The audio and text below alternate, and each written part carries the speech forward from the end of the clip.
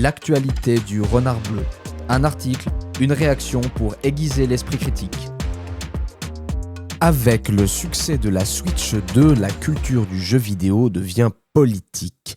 C'est une chronique dans Courrier International issue du Financial Times par Stephen Bush. Courrier International, vous savez, c'est ce journal qui regroupe en fin de compte des chroniques et des papiers du monde entier, de journaux de référence sur l'ensemble de la planète. Là, c'est un article qui est issu du Réveil Courrier, c'est-à-dire chaque matin dès 6h, un résumé de l'actualité du jour.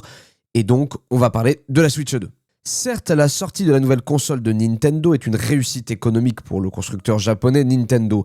Mais pour ce chroniqueur du Financial Times, l'influence du jeu vidéo dans nos sociétés était encore trop largement sous-estimée. La sortie, le 5 juin à minuit, de la Nintendo Switch 2, qui succède, comme c'est surprenant, à la Nintendo Switch 1, lancée en 2017, est une nouvelle importante à bien des égards.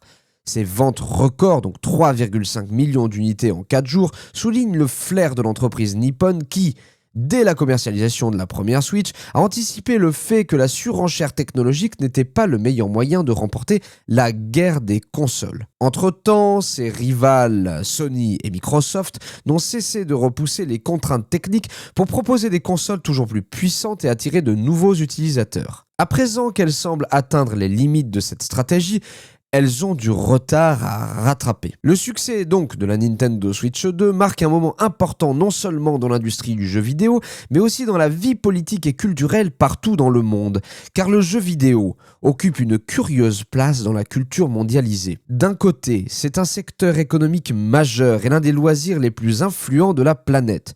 De l'autre, il continue à être perçu comme une mode passagère.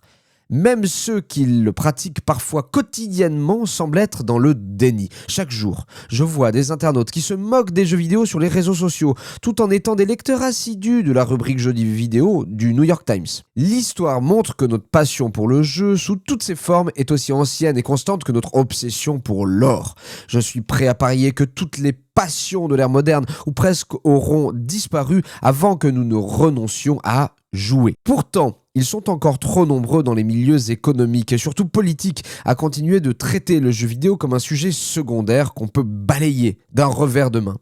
Parfois, les partisans du jeu vidéo se mettent à parler des grands classiques, ces titres qui révèlent quelque chose de profond sur la condition humaine, mais ce n'est pas parce qu'on ignore que Suzerain, un jeu de rôle textuel politique paru en 2020 où l'on incarne le nouveau président d'un pays fictif, vaut un masterclass sur l'art de gouverner, qu'on fait erreur. Les titres les plus grand public nous aident eux aussi à comprendre le monde et notre époque. C'est comme avec Charles Dickens. Oui, L'Ami commun est un chef-d'œuvre littéraire impérissable, mais Dickens est aussi précieux parce que ses écrits nous renseignent sur les valeurs et les centres d'intérêt de la société victorienne. Même ces œuvres mineures ont de la valeur. Le simple fait que les gens se pressaient pour acheter le magazine d'antiquité en dit long sur cette société aujourd'hui disparue. Si quelqu'un veut comprendre les idées et opinions qui prévalaient à l'époque de Dickens, il a tout intérêt à étudier attentivement ses œuvres, mais aussi celles de ses contemporains aujourd'hui oubliés qui écrivaient peut-être moins bien, mais dans le même esprit. Ce n'est donc pas un hasard si les premiers politiques à avoir compris cela sont aussi ceux qui sont les plus habiles à naviguer dans ce 21e siècle. Certains instituts de sondage ciblent les adeptes des grandes franchises multijoueurs pour affiner leurs enquêtes. Ils s'adressent ainsi à un public en grande partie composé de jeunes hommes qui votent par intermittence et a souvent été négligé par les sondages réalisés avec des méthodes conventionnelles. L'ex-conseiller de Donald Trump, Steve Bannon, a pu constater par lui-même le pouvoir politique de joueurs déçus ou mécontents lorsqu'il travaillait dans le secteur du jeu vidéo. L'industrie du jeu vidéo prend également une place centrale dans la stratégie de Mohammed Ben Sulman pour l'Arabie Saoudite. À la télévision comme au cinéma, les adaptations de jeux vidéo ont fait le plein là où d'autres superproductions ont échoué. Enfin, les entreprises avisées utilisent les jeux pour former et motiver leurs employés. Prenons le cas du Japon. L'une des raisons majeures du poids de ce pays sur la scène internationale tient aux jeux vidéo. Un grand nombre de personnes, en particulier les hommes de moins de 40 ans, ont à un moment de leur vie aimé jouer à un jeu vidéo conçu, produit et écrit au Japon. Cela ne veut pas dire pour autant que l'influence du jeu vidéo est toujours positive. Si les Occidentaux ont une vision quelque peu naïve des moteurs de la croissance économique, c'est en partie parce qu'une génération de responsables politiques a grandi en jouant à des jeux où il suffisait d'appuyer sur le bouton investir ou de construire la bonne infrastructure pour obtenir comme par magie un retour sur investissement. Quiconque a grandi en jouant à SimCity 4 par exemple peut facilement se laisser convaincre qu'il suffit de dessiner un carré et de l'appeler quartier d'affaires pour parvenir à ses fins. Il n'en reste pas moins que quiconque peine à comprendre ce qui motive les joueurs, y compris et même surtout les adeptes des jeux les moins sophistiqués, voire objectivement les plus trash du marché, aura du mal à comprendre ce qui motive et oriente les décisions politiques, sociales et économiques d'une grande partie de la population des pays développés. Alors quand bien même les responsables politiques actuels n'ont pas prévu d'acheter une Nintendo Switch 2, leur avenir tient peut-être à leur capacité à comprendre les millions de personnes qui vont le faire. Alors, Stephen Bush, j'ai quelques doutes sur le lien que ce journaliste fait de manière totalement directe et un peu, on va dire, à l'emporte-pièce entre ceux qui jouent, hein, donc là, les Occidentaux jouent à des jeux qu'il indique trop simplistes, et donc c'est pour cela qui explique que les Occidentaux ont du mal à comprendre les moteurs de la croissance économique. Alors, je vois pas en quoi les Occidentaux auraient du mal à comprendre le moteur de la croissance économique. Il me semble que pendant des années, bien des années, la croissance économique battait son plein, notamment en Europe. Je pense à l'Allemagne, mais à la France aussi. Et j'ai un peu du mal à comprendre en quoi jouer à SimCity 4 va lui permettre à Stephen Bush de faire un lien direct avec l'incapacité à gouverner.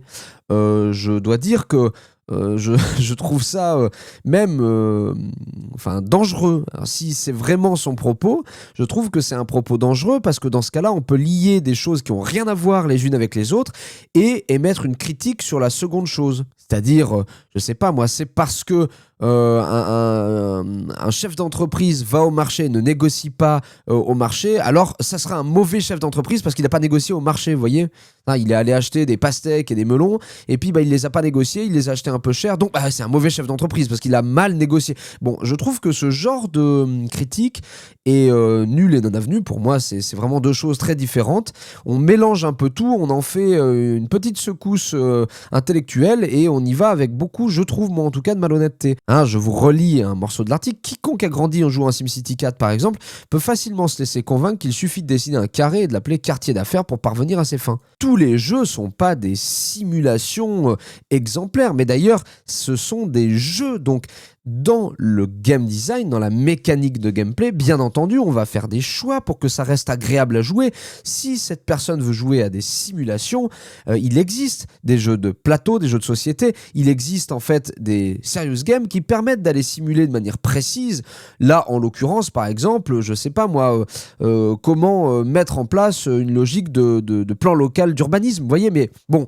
SimCity 4, c'est pas un simulateur de PLU, vous voyez. De la même manière, il parle effectivement beaucoup des instituts de sondage là, qui ciblent du coup les jeunes hommes de moins de 40 ans, mais c'est oublier qu'il existe en fait des femmes tout simplement qui jouent énormément aux jeux vidéo, mais qui jouent pas comme les hommes, qui vont jouer peut-être plus sur téléphone portable, peut-être plus à certains jeux, et donc bon, je trouve que c'est de la même manière, là, il emporte-pièce un peu l'analyse. D'ailleurs, je trouve qu'il n'y a pas vraiment d'analyse. Ce que je veux dire, c'est que c'est pas parce qu'on joue à Call of Duty ou à Minecraft qu'on est plus mauvais qu'avant. C'est pas parce que vous jouez aux échecs toute la journée que vous serez un bon président de la République ou un bon chef d'entreprise ou vous voyez, quelqu'un de brillant. C'est pas vrai. Le jeu est là pour le jeu. Par contre, là où je suis d'accord, c'est voir les arts populaires dont le jeu vidéo font partie, comme la littérature, comme le cinéma, comme la bande dessinée, voir toutes ces choses-là comme des maîtres étalons de ce qu'est la société, oui, ça me semble intéressant. Générer un lien direct entre capacité professionnelle, capacité à faire société et le jeu vidéo, non, en fait, là où il se trompe, c'est de faire un lien entre les gens jouent à ça et donc ils sont compétents ou pas compétents dans ce domaine. Là, en l'occurrence, l'activité économique, on est dans le Financial Times. Là où je suis aussi d'accord avec lui, c'est que les joueurs de jeux vidéo sont très souvent stigmatisés, c'est-à-dire qu'on dit ouais bon c'est un peu des ados attardés, référence à certains effectivement de nos chroniqueurs, de nos journalistes en France. Ce sont des ados attardés, ça ne sert à rien de leur demander quoi que ce soit, ils sont de toute manière minoritaires, ce qui est totalement faux. Tout le monde joue aux jeux vidéo. Si l'on compte les petits jeux que vous faites, voilà, de la belote en ligne jusqu'à Minecraft ou en passant par, je sais pas moi, Candy Crush sur vos tablettes ou téléphones portables, eh bien oui, tout le monde joue. Merci de m'avoir écouté. N'oubliez pas de vous abonner, de nous rejoindre sur Twitch et dans le Discord La Tanière du Renard Bleu. Tout est en description et il me reste à vous dire à lundi prochain.